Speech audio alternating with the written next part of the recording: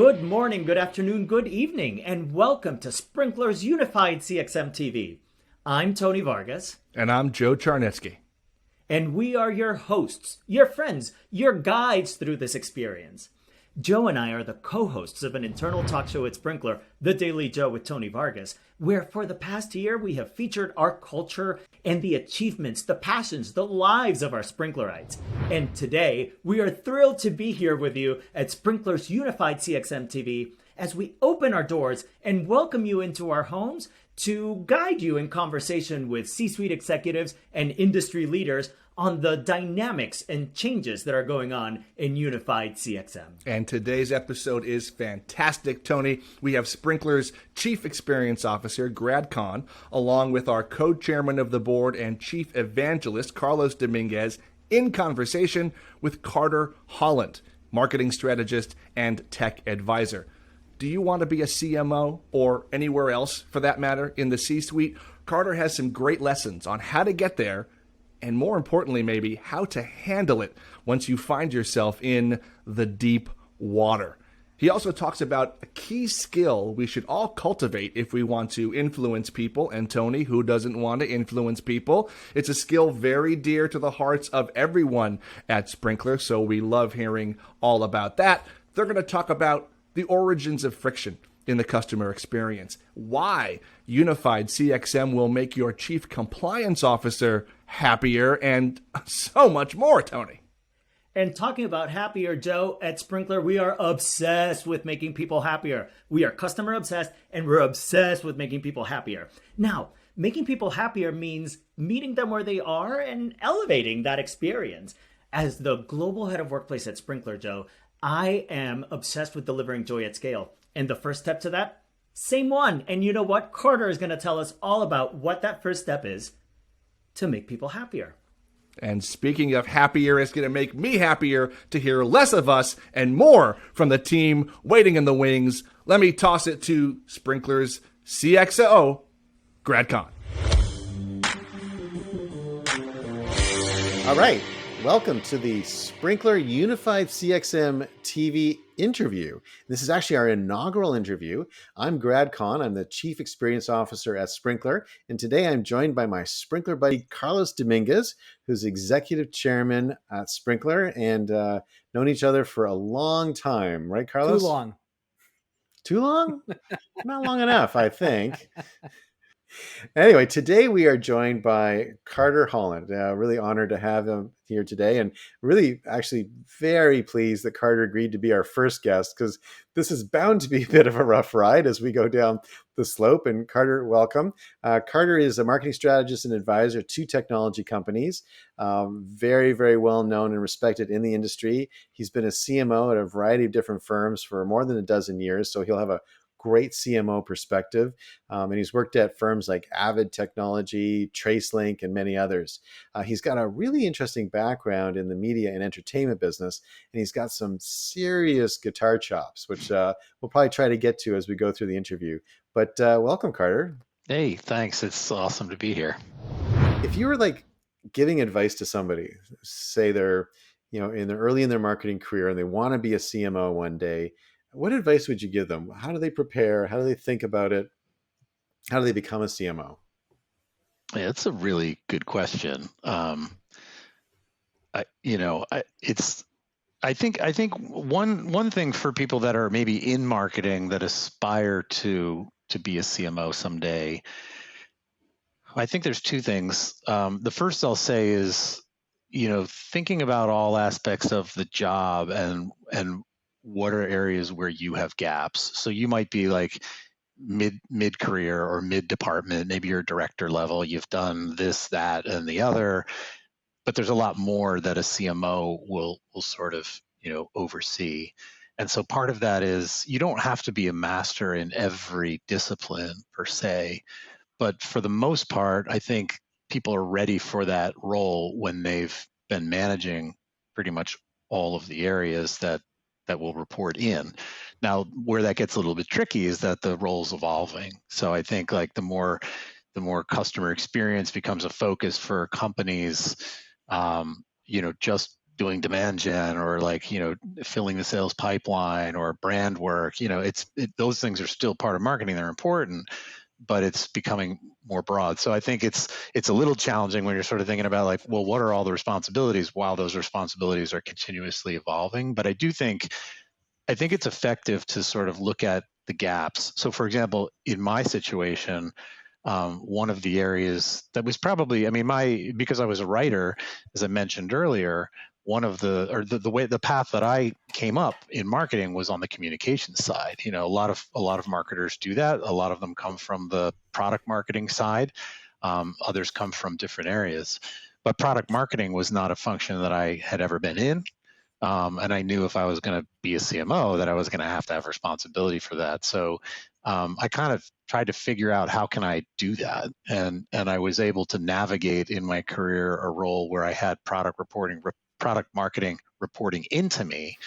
And I had a fantastic lieutenant that was running that. And so by default, I learned a lot about product marketing from having an expert who reported to me, which is important also, having lots of strong players. But I think if you can identify those gaps and put a plan in place for how to close them, that's probably a good way to think about it. And then the last thing I'll say quickly is to acknowledge the responsibility that comes with every successive senior role. I think a lot of people, everybody always wants to get promoted in their career, right? I was like, I want the next job. I was like, I'm a manager, I want to be a director. I'm a director, I want to be VP and beyond. But it's not just about title. It's like, I remember the first time I ever became a vice president, another VP, is actually the sales VP, popped his head into the office, my office, and said, "Hey, welcome to the deep water." And then he left. And I was like, I thought about it for a second. I was like, okay, and it's true. Like the water does get deeper the higher you go. So when you want to be a CMO, recognize what comes with that, like managing the CEO, the board, everybody else in the company who's a marketer too, right? It's there's a lot there. So you have to kind of think about that. That's a lot. But you're actually, I got a chance to see you in operation, and I think you're almost like famously awesome at managing across with your peers and managing sort of up and down across the org. So can you let us in on some of the secrets of your success? How do you think about influencing peers as the CMO role evolves to this sort of multifunction role, and a role where, quite frankly, it's hard to be successful unless other groups are working with you, right? The CMO does not operate in an isolated silo. What's your secret? How do you bring people with you? Well, I'm not sure that I've entirely cracked the code, but okay. I do think say you're better than average. Well, thank you for that. Early in my career, as I mentioned, I worked in a management consulting firm, and so for the first 4 years after my music career, when you work in a services firm, the IP is your people, right? So I was surrounded by like incredibly smart people. Half the time I was like, what am I doing here? I'm just a guitar player. But the way they approach their work is very consultative, asking a lot of questions, understanding, doing a lot of listening. And so I think that is a key skill set to master in terms of being able to influence, because somebody else in my, one boss that I had said, diplomacy is the art of getting other people to see things your way.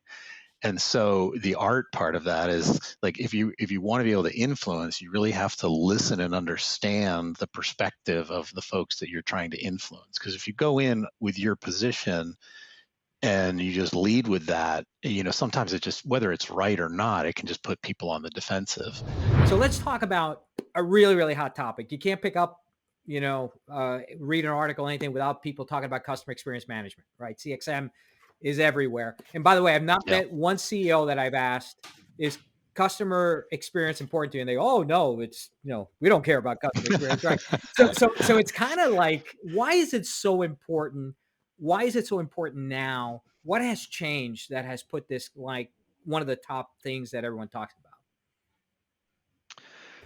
Well, it's interesting. I think it's always been there. We just haven't called it that. And we're figuring out different ways to go about it as technology advances and new opportunities present themselves. I mean, at the end of the day, customers are, they're why businesses exist, right? I mean, the whole purpose of a business is to find a need and to sell something to a customer. And so when businesses are small, they usually have the customer sort of at the center of what it is, what problem is they're trying to solve.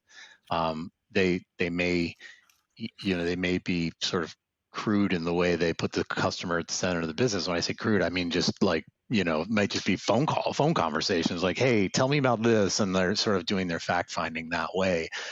I think as companies and brands become successful, they sell more, their customer base grows, they're innovating new things. Sometimes, they innovate new things without necessarily talking to the customer, thinking that like, well, we're just going to tell the customer that they need this. And that doesn't always work. Sometimes it does. I mean, sometimes customers do need to be, the market does need to be told like what direction to move in or what that opportunity is. Other times you can tell the market that, and they can say, we've all seen devices like the Apple Newton, and things that were like innovative, but that just like died because they, the market didn't want to adopt them. But I think, hey, I hit a nerve. No, I didn't say it was bad. I love the Newton too, actually, but I loved my Newton. But did it succeed? I mean, my Newton. You and I may be the only people on the East Coast who had them. I don't know. But anyway, I think that it's just for large companies, which I do think is, mid and large size companies up where everybody's talking about CXM. It's making sure that we figure out how do we get back to that. And when you're big, it's totally different than when you were little. I mean, you can't do it the way you did when you were first starting out. So I think it's just a refocus on putting the customer at the center of the business. And as the world has gotten more complicated with technology and process and all kinds of things, global economy over the last 30 years, putting the customer at the center of your business can be really challenging. So I think that's why it's so important today. Everybody's trying to figure that out. And when you lose sight of that, it can have a very negative impact to the business. So the closer you are to your customer, the hypothesis is you're going to have a more successful business. So I guess one of the questions I would ask you on the customer experience side, I do agree with you. It's not a new concept, but people are having a hard time delivering great customer experiences, right? So what do you think are some of the challenges that are out there that companies need to look at and address in order to deliver better customer experiences? Yeah, well, I think one of the places where the friction starts is all of the functions and people within a company that have a relationship with the customer that aren't connected or talking to each other or learning from that customer. So Grad, let me like in wrestling, let me tap over to you and hand. All right, I'll take the baton. You got it, brother. Let's just mix up our sports metaphors as much as we can. I think so. I'm still thinking about. If it was hockey, I'd be fine. Otherwise, I'm out of my still movie. Thinking about us in very old age with sitting in the park with our hearing aids playing chess. That's scary. So let me talk a little bit about the difficulty in making this stuff happen, and then I want to just talk for a minute about digital transformation. So most people in this CXM space have tiptoed their way in, right? Large companies, like they add a system, they add a system, they add a system, they add a system. And so they've created a sort of an integrated, best of breed sort of point solution stack. And to the point where there's chiefmartech.com has the Stacky Awards every year where people submit their stacks for consideration, right? So it's an honor just to be nominated. And then there's this other approach, which Sprinklr is somewhat uniquely positioned on, which is Unified CXM. So it's like, the way I characterize it when I'm talking to customers is there's integrated CXM and there's unified CXM. And I like saying it that way because I don't think anybody is intentionally not trying to be integrated, right? So I don't think anyone's like, oh, I've got a mess over here, I'm just going to leave it as a mess. No one's intentionally leaving a mess. They are thinking of it as a stack that's connected. But there are challenges in the point solution stack in terms of getting customer identity passed through, keeping the APIs active because they tend to be quite fragile because these cloud applications are always changing. And it's just, there's a lot of challenges maintaining and running that, provisioning new users is hard, security is hard, governance is hard, tracking down all the customer data and all those different systems, that's hard. And Unified has a number of different advantages. So Unified, you've got centralized control of everything, and you've got one customer identity, and it can operate as a CDP, and it can also operate as a CMP, and you can have one spot for all your content. So these are the sort of two camps we're in right now. And we're seeing this sort of new move to this unified CXM model. But as you think about this, and I obviously I believe in, I've voted with my feet on unified CXM. But as you think about this, and as you talk about unified CXM, and as you think about your CMO roles and what you're going to be building in the future, how do you describe to a person that may be skeptical on why unified CXM is the right way to go? And I'm pre-assuming you agree with that perspective because you were with us for a long time. But so if you disagree, like, that's okay. You can let us know that too. But just say for a second you agree with me. But how do you take a skeptic who's like, I don't get that, or what do you mean unified, and who's kind of like in love with their integrated stack and don't want to have vendor lock-in, right? So that's another reason why sometimes people do that. How do you convince them or talk them through the advantages or why change is necessary? I think so. By the way, I am an advocate for the unified approach and platforms. I mean, I will say that, not everything can run on one platform. I mean, there's going to be a new company that innovates a new thing or a better way to do something, maybe than something you already own, and so you always have this cyclical sort of, I've got most everything consolidated on a couple of platforms, and then lo and behold, another thing comes in and another thing comes in, and so like the cycle continues. But you don't have to go very far to, especially in larger companies, to share a story where just take even a new software upgrade. So like on an integrated platform where you have multiple point solutions where the integrations have been done, where a software upgrade happens or a new update happens with 1 point on all of those, that breaks the integration for that product with everything else. So then what's required to fix that is, human beings, time, cost. I mean, this is the problem, right? It's one of the biggest problems ever. You could take it to the next level, say like in the finance industry, where there's a lot of compliance, or in manufacturing, right, where manufacturing organizations may need to be, they need to comply to manufacturing regulations. A lot of the software needs to be validated for that very reason, meaning, we have to comply to like, GXP or something like that. And so the reason a platform is more attractive is because when a software update happens, like, I know that everything is just going to work, right? And if I'm supplying solutions to the banking industry, I've got all these point solutions, and something breaks and it actually impacts my ability to be compliant, like, that's a big deal. Suddenly, if a bank can't do business or a manufacturer can't ship product, like, that's an actual hit to the balance sheet, right? I mean, I can't, take revenue. So I think in large companies that's understood. I think it's a fact that's always going to be there, but I do think it makes a lot of sense to figure out the ways to try and optimize as much on platforms as possible, because it just makes for smoother operating efficiency down the line. So as you, I'm sure know, or I'm positive but I'll reiterate it for the audience. Today is, of course, National Crouton Day. Did you know that? It's actually, seriously, I did not know that. No, but I'll put some croutons really on my salad tonight. In honor. Favorite day of the year. I'm just going to eat croutons with no salad, just for the heck of it. So I have a very important question for you, Carter. What's your favorite salad? Oh, my favorite salad. You would have a favorite salad. My favorite salad is a Greek salad. I love the flavors.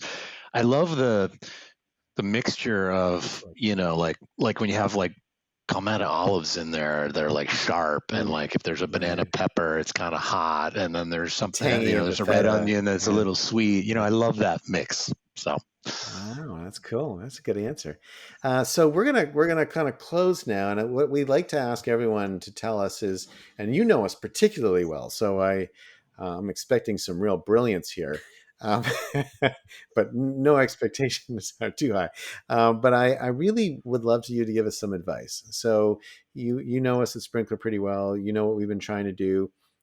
Carlos has been here from the very beginning, sweating it out over, sort of, what is it, Carlos, 11 long years now? It's been a long time. Okay. Long time. He's not even counting anymore. It's like, it's just been a long time. Anyway, it's been more than a decade of very, very hard work to get to this point as Sprinklr. What advice do you have for us for the next decade? So I think the one thing, and this will not be, I don't know that this will be earth-shattering, Grad, but the piece of advice that I would have is so you mentioned Avid Technology at the beginning of this, the company where I sort of grew up. I spent about 11 years there. Okay. They were about the size of Sprinklr now when I joined them. Global company, similar size and number of employees and, revenue. And in my early years there, the company was it was a leader in its field. So at that time, Avid was a public company, it was a holding company. It owned 4 other companies, but it itself was also a product brand. So there were 5 businesses. And the Avid business, Avid stood for, digital editing, right? Film and video editing. Right. But it was based in Toronto. No, it was based in Massachusetts, in Burlington, Massachusetts. The founder actually is from MIT. We had an office up there, but we bought a company. We bought a company up in Montreal, and so Canada was our friend in many ways. But you know what? Actually, we bought a company from Microsoft, which this is probably another story. We should talk about it later, but that may be why you're thinking about that, because I know you were a Microsoft guy. Anyway, Avid actually lost its way in terms of connecting its innovation of its products with the customer. In terms of, when now Avid was a public company, but when you're a public company and you have to, bring new products to market and innovate, not every public company has this problem, but at the time, the engineering team was just cranking out new capabilities in the core products. So much so that those capabilities weren't really being used that much, and the customers actually started communicating that they couldn't get their ideas and feedback back to the company, right? And so there actually became a big feeling in the industry that I love the product, but I hate the company. And the whole thing was around the fact that we stopped listening to customers.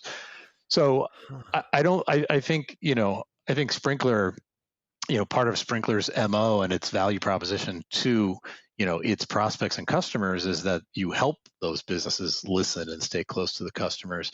I would say as Sprinklr continues to grow and innovate on its own, that to make sure, keep a watchful eye on being able to continue that innovation, but really listening to what customers want. Because, we all know the world evolves, things move on quickly, and you just, the ability that you have to really stay close to what customers want and deliver on those needs will make or break a company, right? I mean, Avid actually when we saw it, the revenues were flat for years and years and years. They only started growing for a while because we started buying companies left and right. Then we finally had to turn a corner. But actually in marketing, we launched a whole brand campaign for a year called New Thinking. And it was all about the fact that we were listening to customers again. And so we had to spend a lot of money and time to tell people no, we're different now. And of course you have to prove that when you say you're different. You're like, no, you're not. I mean, you got to show me, right? So I think as Sprinklr, continues to enjoy its success and grow and expand and all of that, that would be my advice for the business, is to just make sure that it continues to listen and innovate based on what customers really want. Yeah, no, I just want to thank Carter for his time. It's a big commitment, and I know there's a lot going on, and you've got a busy world you live in. So we really appreciate the time you spent with Sprinklr Unified CXM TV. I particularly love the point you made about the challenge of trying to make an upgrade successful in an integrated system, and how much cleaner that is in a unified system. I thought that was a very compelling point. But the Greek salad point was right behind it. So, because like I said, I like Greek salad too, like a lot actually, but I never knew why I like Greek salad. And you actually crystallized for me why I like Greek salad. And so if I ever work on the Greek salad marketing board, now I'll know like the selling points of Greek salad. So that was really very, you gave me a real gift there. So, I Brad, I'll appreciate you meet you in the guys park having me after on. this session and bring the croutons. Yeah. I really thank you for having me Great on. to And have the you, best Carter. thing about Thank you it, so much. Thank you. best thing about it is you'll look back at this a year from now and be like, oh my God, remember that first one we did with Carter and how we've evolved on from here? So No. It was awesome, man. No, we're going to be very proud of this. Carter, is there a way that you want people to get a hold of you if someone wants to follow you on Twitter or, if not, that's okay too. But if you've got some sort of public presence you want people to follow, this would be a good time to throw that out there. I would just say, look me up on LinkedIn. That's probably the best place to follow me. If people want to connect in, they can, make a request to send me a note or whatever it may be. That's the best place. Perfect. Well, I don't know about you, but I'm off to go make a Greek salad and enjoy some croutons. Carter, thank you very much. Carlos, Thank you, Carter. I'll see you next time. See you soon. Bye, everyone.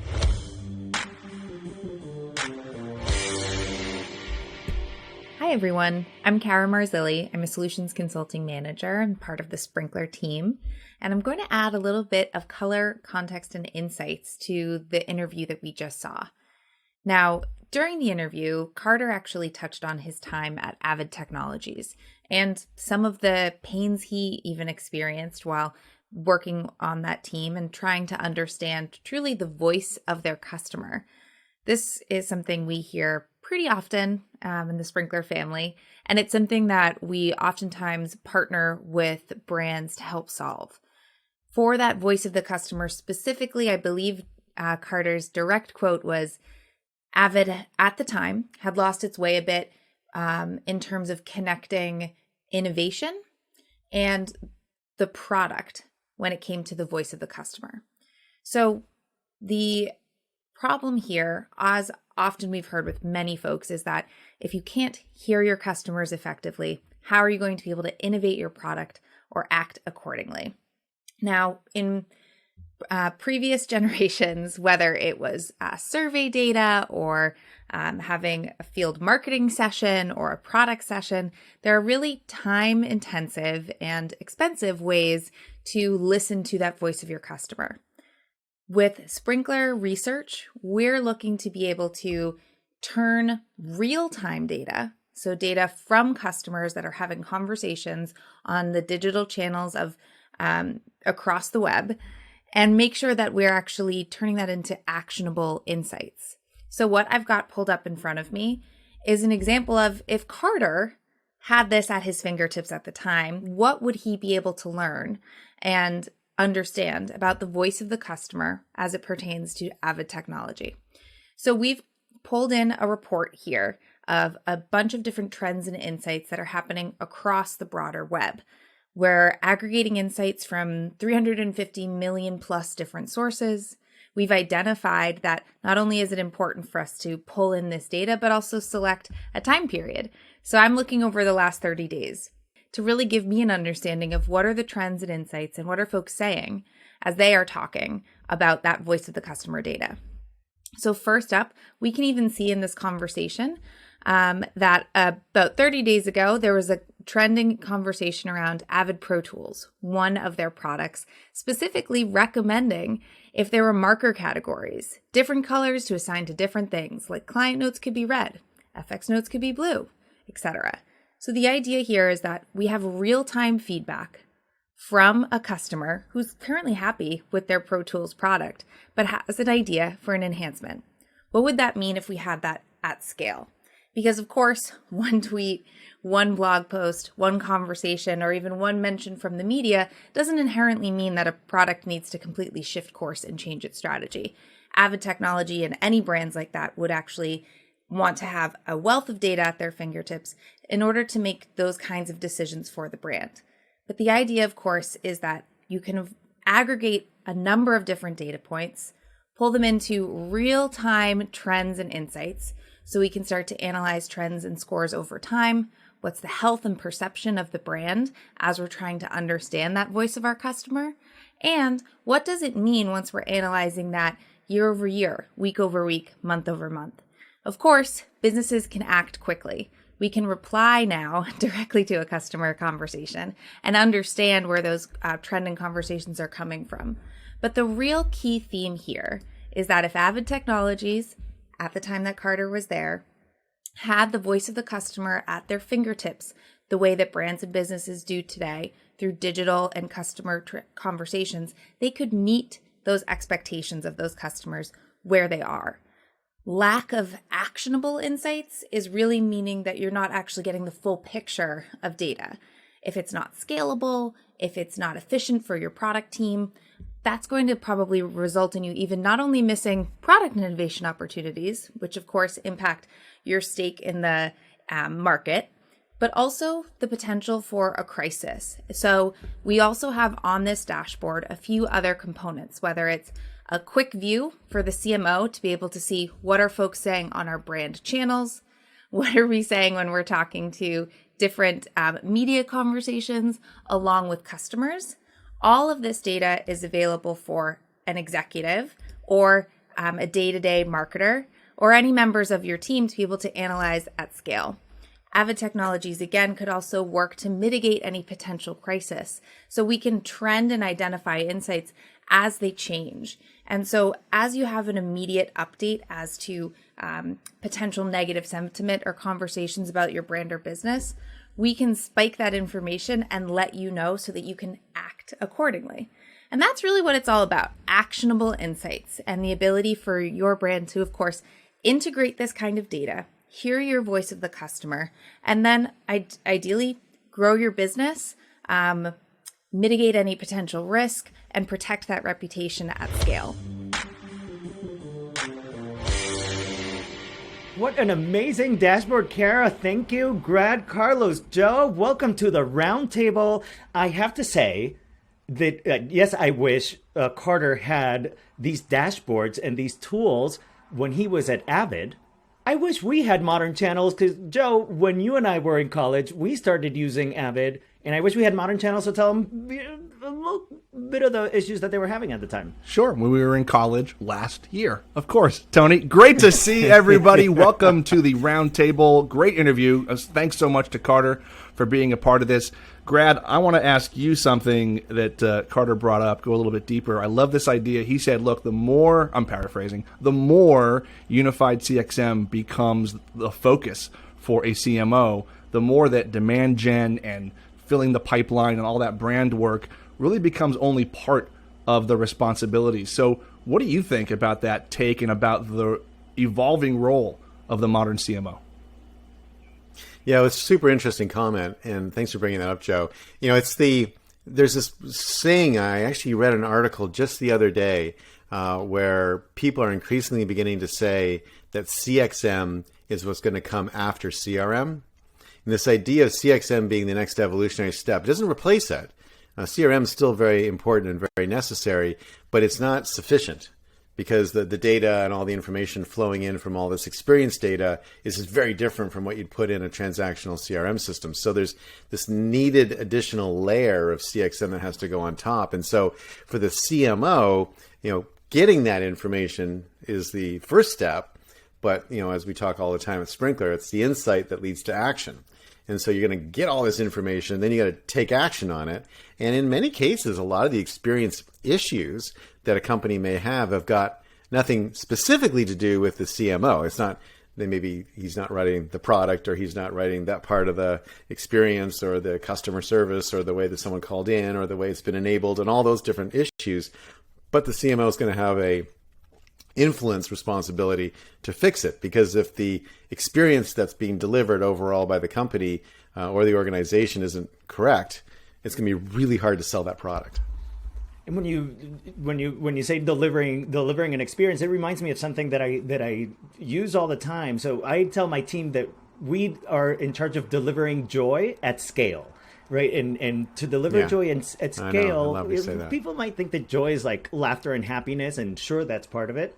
To me, it's about things being seamless and frictionless and creating an environment where everybody can feel like they belong and that they can have their best productivity and experience ever. So it has the same base, right? Listening and getting those insights first to then build upon it. How does Unified CXM kind of fit into that delivering joy at scale? Well, I think one of the things that's super tricky, and again, Carter touched on this, but if you don't have all of the customer-facing functions of an organization together, I don't know how you actually do deliver great experiences. Like when you have a bad experience with a company, classically it's because the right hand and the left hand don't know what's going on. We all sense that.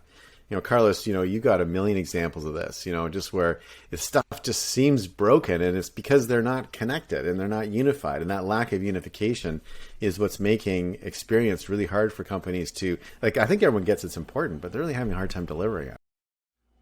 Carlos, I wanted to bring you in on this idea of the deep water. You've got great experience, years at Cisco, high up the chain. Maybe you've got a moment or an anecdote or a time when you thought, wow, yeah, this is real. I've got responsibilities now that are maybe broader and deeper than I even expected. Well, the deep water comment is a good one, and as you can tell, I have swimmies on all the time. My swimming isn't that great, but in the Carter piece, the one piece I do want to bring up on the deep end, and Grad was just talking about it. Every company has to transform. And, it's got to start somewhere. And the CMO, with really driving CXM and having all this data, has to drive, the change inside the company.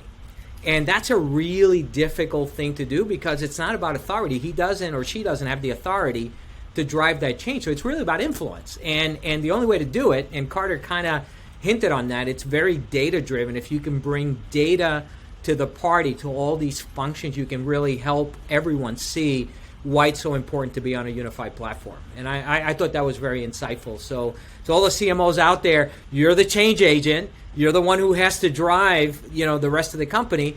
And you got to do it with influence. And the only way you're going to have influence is you got to do it with data. And speaking of data, Cara, no data on the Greek salads? Lots of pie charts, no Greek salad. What happened? That's a great question, actually, Tony. I can, if we really want to know how on trend Carter is with his salad preferences, I can go ahead and actually take a look at what are the trending insights around Greek salads right now. So if I go ahead this is awesome. and look at Greek salads, cool. I actually can go ahead and take a look and see,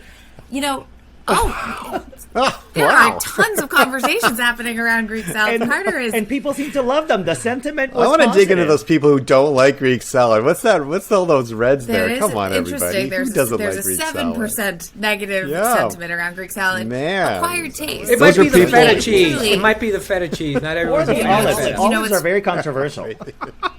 I'm a very pro olive Yeah. person, and my husband happens to be anti-olive. So it actually works for me personally. I get all of the olives, but they are a really lightning rod issue in my house.